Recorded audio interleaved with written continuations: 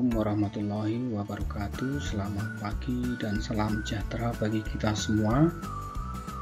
Gimana kabarnya? Apakah baik? Alhamdulillah kalau baik semua. Sebelum kita mulai belajar terlebih dahulu, mari kita bersama-sama berdoa menurut agama dan kepercayaannya kita masing-masing, agar dalam pembelajaran berjalan dengan lancar dan bermanfaat bagi kita semua. Amin. Berdoa mulai. Bismillahirrahmanirrahim. Rabbi shrah li sadri wa yassir li amri wahlul 'uqdatam min lisani yafqahu qawli. Rabbi shrah li sadri wa yassir li amri wahlul 'uqdatam min lisani yafqahu qawli. Berdoa selesai. Oke, sebelum kita mulai pembelajaran, saya tidak ada henti-hentinya untuk mengingatkan kalian agar selalu menjaga kesehatan, terutama pada masa pandemi COVID-19, agar selalu menerapkan protokol kesehatan ketika melakukan aktivitas. Pada pertemuan kali ini kita akan membahas tentang bab 3, yaitu sistem hukum dan peradilan di Indonesia. Sistem hukum dan peradilan di Indonesia terdapat 3 subpokok bahasan. Yang pertama yaitu sistem hukum di Indonesia. 2. Mencermati sistem peradilan di Indonesia. Yang ketiga yaitu menampilkan sikap yang sesuai dengan hukum.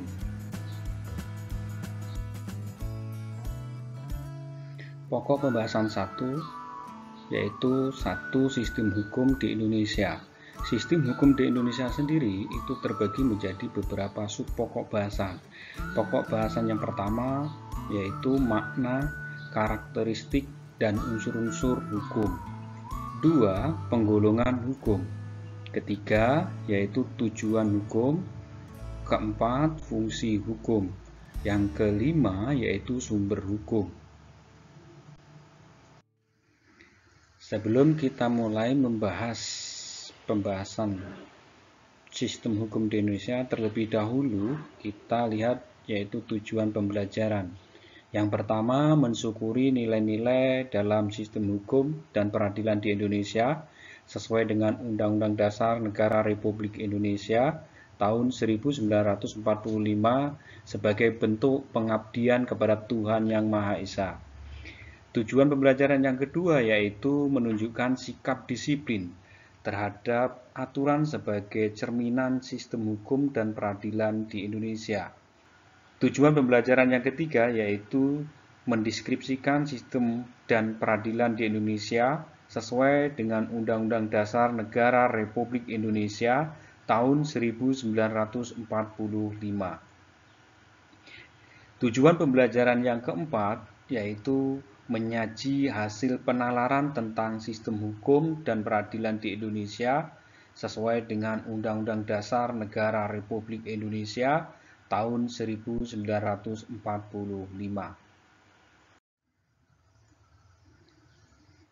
Sistem hukum di Indonesia. A. Makna dan karakteristik hukum. Hingga saat ini belum ada kesepakatan mengenai pengertian hukum. Hal ini disebabkan karena banyaknya segi dan bentuk hukum serta perbedaan sudut pandang dari masing-masing ahli. Berikut adalah pengertian hukum dari para ahli. Yang pertama yaitu menurut Immanuel Kant. Immanuel Kant mengatakan hukum ialah keseluruhan syarat-syarat yang dengan ini kehendak bebas dari orang satu dapat menyesuaikan diri dengan kehendak bebas dari orang lain, menuruti peraturan hukum tentang kemerdekaan. Makna dan karakteristik hukum yang kedua, yaitu para ahli yang kedua menurut E. Utrecht menyatakan bahwa hukum adalah himpunan peraturan atau perintah dan larangan yang mengatur tata tertib dalam suatu masyarakat dan harus ditaati oleh anggota masyarakat yang bersangkutan oleh karena pelanggaran petunjuk hidup tersebut dapat menimbulkan tindakan dari pihak pemerintah. Menurut para ahli yang ketiga, yaitu Mukhtar Kusumaatmadja, mendefinisikan hukum sebagai keseluruhan kaidah-kaidah serta asas-asas yang mengatur ketertiban, yang meliputi lembaga-lembaga dan proses-proses guna mewujudkan berlakunya kaidah itu sebagai kenyataan dalam masyarakat. Menurut para ahli yang keempat, yaitu J.C.T. Simorangkir dan Uryono Sastropranoto, hukum sebagai peraturan-peraturan yang bersifat memaksa, yang menentukan tingkah laku manusia dalam lingkungan masyarakat yang dibuat oleh badan resmi yang berwajib. Pelanggaran terhadap peraturan-peraturan tadi berakibatkan diambilnya tindakan, yaitu tindakan dengan hukuman tertentu. Selanjutnya adalah karakteristik hukum. Karakteristik hukum memiliki karakteristik yang membedakan dengan norma yang lain, yaitu 1. Adanya perintah dan atau larangan. 2. Perintah dan atau larangan tersebut harus ditaati oleh setiap manusia. Yang ketiga, adanya sanksi berupa hukuman terhadap pelanggaran. Unsur-unsur hukum. Dari berbagai pengertian yang dikemukakan para ahli, dapat disimpulkan bahwa hukum mengandung unsur-unsur sebagai berikut. 1. Peraturan mengenai tingkah laku manusia dalam pergaulan masyarakat. 2. Peraturan itu dibuat dan ditetapkan oleh badan atau lembaga resmi yang berwenang. Yang ketiga, peraturan itu bersifat memaksa. Yang keempat, sanksi terhadap pelanggaran peraturan tersebut bersifat tegas. Selanjutnya yaitu tentang 2 penggolongan hukum. Penggolongan hukum tersendiri itu terbagi beberapa macam. Yang pertama yaitu hukum menurut sumbernya. Hukum menurut sumbernya itu terbagi menjadi 4. Yang pertama adalah hukum undang-undang. Sumber hukum menurut sumbernya, yang kedua adalah hukum adat atau hukum kebiasaan. Hukum menurut sumbernya yang ketiga yaitu hukum jurisprudensi. Hukum menurut sumbernya yang keempat yaitu traktat. Penggolongan hukum yang kedua yaitu menurut bentuknya. Menurut bentuknya terbagi menjadi 2, yaitu hukum terbagi menjadi hukum tertulis dan hukum tidak tertulis. Penggolongan hukum yang ketiga yaitu menurut tempat berlakunya. Hukum terbagi menjadi 3. Yang pertama hukum nasional, yang kedua adalah hukum internasional, dan yang ketiga adalah hukum asing. Penggolongan hukum yang keempat yaitu menurut waktu berlakunya. Hukum terbagi menjadi 1. Ius constitutum atau hukum positif atau berlaku sekarang.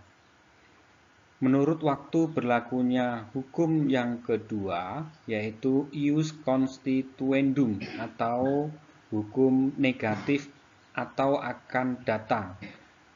Menurut waktu berlakunya hukum terbagi yang ketiga yaitu hukum universal, hukum asasi atau hukum alam. Penggolongan hukum yang kelima yaitu menurut cara mempertahankannya, hukum material dan hukum formal. Penggolongan hukum yang keenam yaitu menurut sifatnya, hukum yang memaksa, dan hukum yang mengatur atau melengkapi. Penggolongan hukum yang ketujuh yaitu menurut wujudnya, hukum objektif dan hukum subjektif atau hak. Penggolongan hukum yang ke-8 yaitu menurut pribadi yang diaturnya. 1. Hukum satu golongan. 2. Hukum semua golongan. Dan yang ketiga, hukum antar golongan. 3. Tujuan hukum. Tujuan hukum yang bersifat universal adalah menciptakan ketertiban, ketentraman, kedamaian, kesejahteraan, dan kebahagiaan dalam kehidupan masyarakat. Menurut Onoto Hamijoyo, tujuan hukum ada 3. 1. Mendatangkan tata dan damai dalam masyarakat atau segi reguler. Yang kedua, mewujudkan keadilan atau segi keadilan. Yang ketiga, menjaga supaya manusia diperlakukan sebagai manusia atau segi memanusiakan manusia. 4. Fungsi hukum. Fungsi hukum antara lain sebagai berikut. 1. Alat pengatur tata tertib hubungan masyarakat. 2. Sarana mewujudkan keadilan sosial lahir dan batin. 3. Penggerak pembangunan. 5. Sumber hukum Indonesia. Sumber hukum Indonesia terbagi menjadi 2, yaitu sumber hukum material dan sumber hukum formal. Sumber hukum Indonesia yang pertama yaitu sumber hukum material, adalah keyakinan dan perasaan hukum individu dan pendapat umum yang menentukan isi atau materi hukum. Sumber hukum Indonesia yang kedua yaitu sumber hukum formal, terbagi menjadi 5 bagian yaitu sebagai berikut. 1. Undang-undang atau statuta. 2. Hukum tidak tertulis atau kebiasaan. 3. Keputusan hakim atau jurisprudensi. 4. Traktat. 5. Doktrin. Baik, mari kita simpulkan bersama tentang pertemuan kali ini. Kesimpulan yang pertama yaitu hukum merupakan peraturan-peraturan hidup di dalam masyarakat yang dapat memaksa orang supaya menaati tata tertib dalam masyarakat, serta memberikan sanksi yang tegas atau berupa hukuman terhadap siapa saja yang tidak mau patuh menjalankannya. Kesimpulan yang kedua yaitu penggolongan hukum dapat dibedakan menurut sumbernya, bentuknya, tempat berlakunya, waktu yang diaturnya, cara mempertahankannya, sifatnya, dan wujudnya. Sebelum mengakhiri pertemuan kali ini, saya akan memberikan tugas pembelajaran kepada kalian semua. Tugas pembelajaran yang pertama, 1. Berilah kesimpulan mengenai pengertian hukum menurut pendapat kalian. Tugas pembelajaran yang kedua, carilah contoh-contoh hukum dari masing-masing penggolongan hukum yang ada.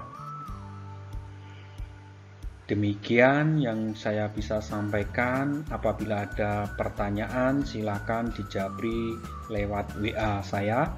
Dan terima kasih. Apabila ada kekurangan, saya mohon maaf yang sebesar-besarnya. Terima kasih. Saya akhiri sampai sini. Keep spirit. Salam PPKN. Wassalamualaikum warahmatullahi wabarakatuh.